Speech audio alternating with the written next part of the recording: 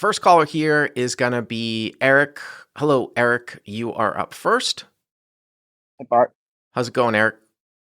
I'm good. How are you? Pretty good, man. Where are you playing out of, Eric?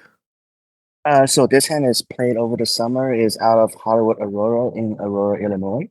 It's a Hollywood pretty small room. Aurora in Aurora, Illinois. I'm not really familiar with that place. Kind of a small room or It's a pretty small room. During the week, uh, usually only one table running during the day, two tables at night. And uh over the weekend, it's a bit busier with the tournament. But since Rivers open, I've heard the most player base just drive like an extra hour to Rivers since I've gone here. so what's the size of this game here? It is a 1-3 game with a 500 cap. All right, so 1-3 with the $500 buy-in cap. Okay. And how deep are you guys? I am 700 effective with the main villain. He covers the rest of the table. So 700 effective. Okay. And yeah, go ahead, start us off here. Yeah, so under the gun, Ling Sing for $3. Okay. And Heroes is in the +1 with Ace of Diamond, Jack of Diamond. Ace of Diamonds, Jack of Diamonds, hero in +1. Okay. And Hero raises to $20. Raises to 20. So over just a straight $3 limp. I mean, on paper, it kind of looks like a big open, but what do people usually like open to like 15 in this game or something like that? Anywhere between 10 to 15, 10 yes. to 15. So you're just basically adding, $3 here up on top. Okay. We usually with even when you open to 15, you get like $4 or $5 in the field. Okay. Yeah, that's probably pretty typical for this type of game. So you go to 20, okay.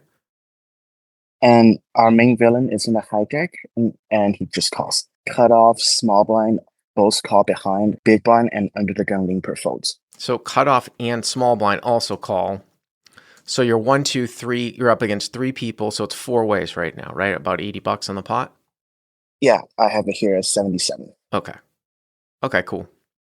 All right. So what's the flop? The flop comes Jack of Clubs, Three of Spade, Mm-hmm. and Five of Hearts. Hey guys, I've got some exciting news. The WPT has just given me a bunch of golden passports, which are free seats into their gigantic $5 million free roll that's being held live on December 13th at the Wynn during the WPT Championship. All you have to do to get a chance to get one of these golden passports is go to ClubWPTGOLD.com and sign up and verify using the code BART. That will get you into the pool of players that I will be drawing from. And over the next few weeks, I will be handing out some of these golden passports to viewers like you. Check out more information about this event and the giveaway in the description. Jack of clubs, 3 of spades, 5 of hearts. So you flop top here. Okay. Yes. Okay. And small blind check, Mhm. I see bet to 40.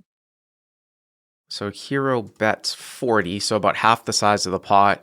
I mean, it's not that draw heavy of a board here. It's not one of these ones that we go super, super huge. I would say like on a 2 flush type of connecting Broadway board. Because you have a jack here, it's slightly less combinations wise that your opponent would have a jack. This is why it's actually better to have over pairs in a spot like this. I still tend to do kind of large bet sizing. I mean, it's multi-way, so multi-way theory would be, well, you're supposed to sort of bet small. You could bet like 25, but I feel like you lose a little bit of value. This is almost like it's almost like a small live size. I don't know. Maybe I would go a little bit more, 50 or 60, something subtle. But okay, you bet 40. And our main villain in the hijack puts it to 90. So the hijack here raises to 90. So a little min click here. And what did the cutoff and the small blind do? They both folds to me. All right, so fold, and now it's back over to you. And you guys start 700 effective. So, I mean, you're not super, super shallow. So if you were to call here the 50 more, the pot would be what, like $260, and you guys would have about, a little under 600 left. I mean, this is one of these things where kind of just from my live experience, it's not always the case, but a lot of times like these little min click ups are indicative of kind of top pair types of holdings that sort of want to protect. And it's interesting because on a jack high board, you'll see more jack X raise as opposed to like an ace high board. If someone had like ace 10, they would just call just because they don't feel like they need to protect. But if the board was jack 3-5 or like 10-3-5, they feel like they kind of need to protect. Now, we don't necessarily know if you have the best hand right now. I would tend to think that you have the best hand a ton here with this kind of small sizing, because I mean, what are you losing to here? You're losing to like sets of 5s, sets of 3s, in a hand like, overly V-pipped hands like 5-3 suited or something like that. Once in a great while, like if you're playing a very small stakes game, somebody might be, trapping here with like a big pair. But I mean, there's already an under the gun limper, so it's not like you open and this guy calls. Like the limper's behind him, so I think that would tend to sort of 3-bet off. And it's just kind of interesting in a spot like this because a lot of time, I mean, I can sometimes even see like bet 3-bet clicking it up, like making it like 200 or something and playing for stacks. But if you're not sort of prepared to do that and you don't want to overplay your hand, a lot of times you can kind of suss out your opponent's hand strength by like what he does on the turn. Like if he checks back the turn, I think you're good here almost 100% of the time, I would say. Who is saying fold in the live chat? Are you guys crazy? For again, 40-90? What? Just giving the guy a set of 5s or a set of 3s? Come on. What did you think here, Eric? Yeah, so on the I only just sat down at the table and I didn't really have that much live experience, so I didn't have a good read on the situation. But the guy has been pretty passive, only being aggressive in certain spots. I've seen him play for the past hour. He only showed down like maybe 1 or 2 hands, and they were both winners. So in my head, this guy has a pretty solid image. So he doesn't just have complete like 5x, 3x, just Right. making a play here. Right. I kind of put him on maybe some over V-pip two pair, Jack 3, Jack 5. That's pretty maybe wide. some I mean, that's possible. Jack X. It's definitely possible. That's why I said like you don't, as you get deeper, when sometimes people will play like hands that they're not supposed to play, you might not put in the bet 3-bet, but I think you're going to gain a lot of information by what the turn brings and what this guy does. So it sounds to me like you called, right? Yeah, I just called. All right, so hero calls. And now we just put in 1-8. So it's probably like 260. I know maybe a hair under that, but something like that. 260 your heads up against this guy that just sort of like min clicked up, the Jack 5-3 board, but hero with ace Jack. Okay, what's the turn? The turn comes the 5 of diamonds. All right, so the 5 of diamonds comes. Now, that means that obviously there's less combos of like a hand like Jack 5, right? There's less combos of pocket 5s. There's less combos of 5-3. It's interesting too. I mean, no one really should ever be V-pipping Jack 5, but you can look, if you imagine someone V-pipping Jack 5, it's going to always be the suited variety. So you can actually look at the suits on the board. You've got the Jack of clubs, the 5 of hearts, and the 5 of diamonds, which means there's only one specific combination of Jack 5 suited that's available, which is like Jack 5 of spades. I know you have ace Jack of diamonds. If you had the Jack of spades in your hand, say you had opened with like ace Jack off with the Jack of spades, there would be no Jack 5s available. So you can look at the board for that. So, I mean, that really cuts down on his combinations of hands for sure. I accepted the villain, and villain thought about it for a second and checked back. Okay, so hero checks, and V1 checks behind. Now, what I will tell you here is I love this in the situation where this is exactly what I thought it was. Like I'm betting for value here. You're hoping for like a blank river, some sort of blank, but on a lot of rivers, I'm betting. I mean, once in a great while, this guy could be sandbagging something that he just thinks is invulnerable, like Jack 5 or like pocket 5s for quads, or maybe 5-3. He thinks he boated up or, something like that. But for the most part, you're going to have the best hand here, just a ton. So the pot remains 260, okay?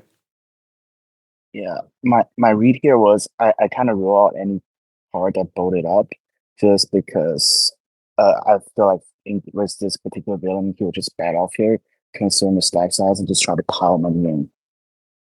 If he had something strong, you mean? Yeah, if you had a boat. Right, right. Okay, well, then if he doesn't have a boat, I don't see how you're really losing here. All right, what's the river? Well, I mean, right now, what's the river here? The river is the eight of spades. So Okay. big. So the eight of spades, that's a blank, and you don't even have to really worry like if it was like a queen or a 10 or king or something like that, where he might have run into jacks up that would beat your ace jack. And it's another one of these things where, I mean, people say, well, jack eight. I don't know, I think it's less likely that people actually raise with that. It seems more like a king jack, queen jack type of holding. Now, the pot's 260. Now, I will say that it's not like there's a flush draw out there on the flop. If there was a front door flush draw out there, I would absolutely bomb the river and you're going to get called by any jack. Someone's going to like think, oh, you missed a flush draw, something like that. Here, nothing really busted out, but at the same time, his raise was so small on the flop. You certainly might have hands that you might continue with here that might need to bluff, like a ace four type of holding, something like that. If you ever opened like 6-7 from up front, some type of hand like that, or God forbid, like if you had fours and you see better like 4-5 suited, and you're priced in to continue. Obviously 4-5 suited actually turns trips, but one of those hands where you're priced in to continue, you might have some hands where you feel like you need to bluff here at the end.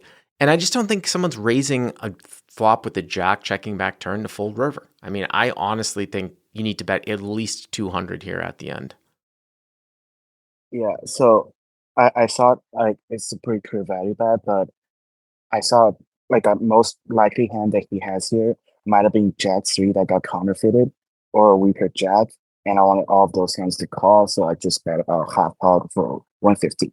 My counter to that, so hero bets 150, is I just think that any of those hands that you're talking about, right, that you're trying to target, they're going to call for 200. They're going to call for 150. I just don't think that a type of guy who's V-pipping Jack 3 in the field, who raises flop and checks back turn. First of all, too, it's actually a little bit less likely due to the raise sizing. I feel like two pair doesn't really like bump it up. I really think you're looking at like a square jack here a lot, but even if he had Jack 3, that type of player is not going to fold, I don't think, at the end for 200, but call for 150. I honestly think you're going to get almost the same frequency of call for 200 versus 150. So obviously you want to take the larger sizing. Now, even if you got called 100% of the time at 150 and only 80% of the time betting for 200, you're still, the value of the $200 bet getting called by 80% of the time is still more than $150 getting called 100% of the time, right? Because the value would be what, 0.8 times 200 is 160. So I actually think that it's more like 100%. I mean, nothing's 100%. So I just would go a little bit larger here. I would go larger here on the river, but it's certainly a value bet. Okay, so you bet 150. Yep. And villain goes into the tank for a couple of minutes, like maybe like 2 or 3. Uh-huh. So, great. And after about 2 or 3 minutes, and he just kind of sighs and say, "This is probably a terrible call, but I call." Well, I mean, you have to have the best hand here, and I can't imagine that you don't have the best hand here. What? And I assume you had the best hand? No, villain flipped over queen queen. Queen, huh? Yep. Well, I think I had actually mentioned that at the top, that it's less likely that that's going to happen, because the interesting part of that, there's one little part of this hand that makes that overpair so much less likely. And it's just one little bit of this is the under the gun limp in front of you to your right, which is going to mean that the guy usually is not flatting with big pairs, unless he's just like, he never three bets anything. You know what I mean? But here's the thing. Like, you don't want to be results oriented. This is almost like a bad beat. Like, if you told me that he tanked for 2 or 3 minutes and called, especially after that little speech, I would have said that you have the best hand here, like at least 90% of the time. And I'm not exaggerating. So if you've got the best hand here at 90% of the time, you're not going to have the best hand here 10% of the time. This is one of the 10% of the time you don't have the best hand. But it's a huge mistake not to bet. So you value own yourself.